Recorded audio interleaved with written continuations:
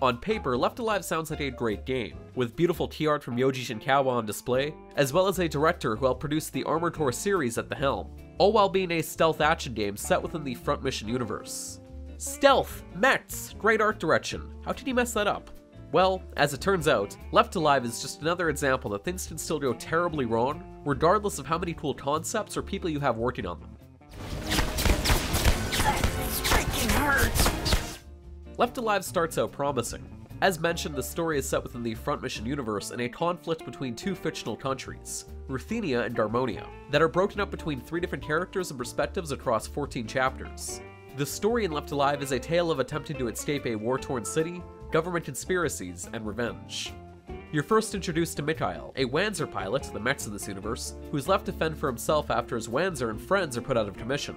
Following that, you're introduced to Olga, a police captain in the Nova Slava City Police, who was formerly a Darmonian soldier, the bad dudes of this universe, before the city of Nova Slava became part of Ruthenia.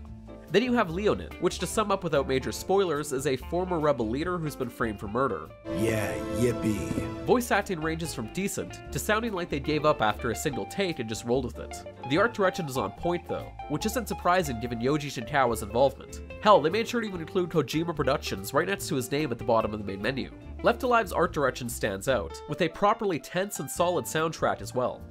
Overall though, it's far from being a good looking game. At times, Left Alive genuinely looks like a game you'd see on the PlayStation 3. The textures across the board are downright terrible. Environments, although open-ended and large, are drab and with nothing of too much interest to see, with anti-aliasing nowhere to be found. Character animations are also laughably bad. As an example, each and every time you kill a guard, their bodies immediately ragdoll while their weapons just go straight up into the air. It's unironically maybe my favorite thing about Left Alive. The presentation all around is just terrible. To go along with the previously mentioned bad voice acting, character interactions sometimes include dialogue prompts you could choose, yet your character doesn't say squat once you've selected one. To make things even stranger, the characters you're speaking with all respond accordingly, and fully voice acted, to your specific dialogue prompts, despite these 3 characters being voice acted in plenty of other dialogue heavy scenes. It just comes off as awkward and lazy. Many of the various characters you'll encounter also offer side missions as well, from escorting them to a shelter or finding specific items within the environment. Doing them, however, yields little in the way of rewards and will simply burn up precious resources like ammunition, which you'll absolutely need because Left Alive will throw you into combat in every chapter.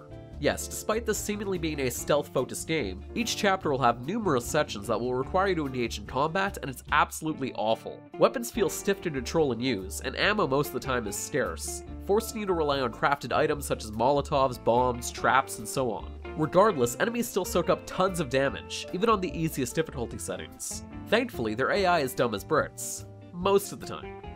Other times they'll spot and begin shooting at you from insane distances. Sometimes it's even questionable, as I've had moments where I've been detected by Wanzers between buildings. The difficulty early on in Left Alive is downright punishing, even on the easiest difficulty. Thankfully, later chapters do become easier once you're carrying around a decent selection of weapons. On that note though, there's little in the way of quiet options for dealing with enemies outside of simply avoiding them. Unlike in games such as Metal Gear Solid, that has you utilizing CQC or a variety of stealthy weapons, Left Alive requires you to locate and wield melee weapons such as pipes, shovels, and sledgehammers. But they're hardly a stealthy option because it takes numerous hits to down an enemy with them. So in most cases, if I needed to get past a group of enemies without detection, I'd simply keep chucking molotovs at them until they burn to death, while hiding behind something.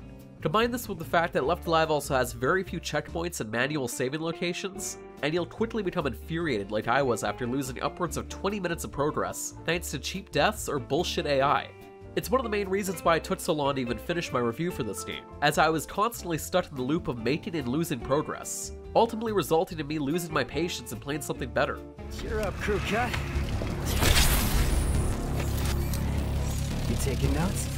There is some relief to be had in the form of getting to rain death down on your enemies in a Wanzer, but these sections are few and far between. During my second time piloting a Wanzer, the whole section lasted a couple of minutes and involved basically going down a street and dealing with a few enemy Wanzers. Shortly after, I hit a dead end and I was thrown right back into the clunky stealth action gameplay for another couple of hours. Left Alive has its rare moments. There are some tense sections of sneaking to be had that scratch that Metal Gear itch I longed for, but even those were ruined by your AI companion spouting, "Caution, the enemy is approaching," every single time an enemy is nearby, which as you can imagine, gets old quick. "Caution, the enemy is approaching. Caution, The enemy is approaching. Caution. Caution. Caution. Caution. Caution. Caution. Caution. Caution. The enemy is approaching. The enemy is approaching. The enemy is approaching. Left Alive even has some nice ideas, like being able to see a heat map of sorts where other players have died, but that's honestly about it. The only way I could ever recommend Left Alive to anyone is at a steeply discounted price, or for those of you interested in simply witnessing this level of awfulness in person. Left Alive falls flat on its face at nearly everything it attempts to do. The story and characters aren't that compelling. The piss-poor stealth is thrown out the window thanks to the forced combat, and the combat at its best made me burst out laughing in pure disbelief at how terrible it was. So, at least it has that going for it.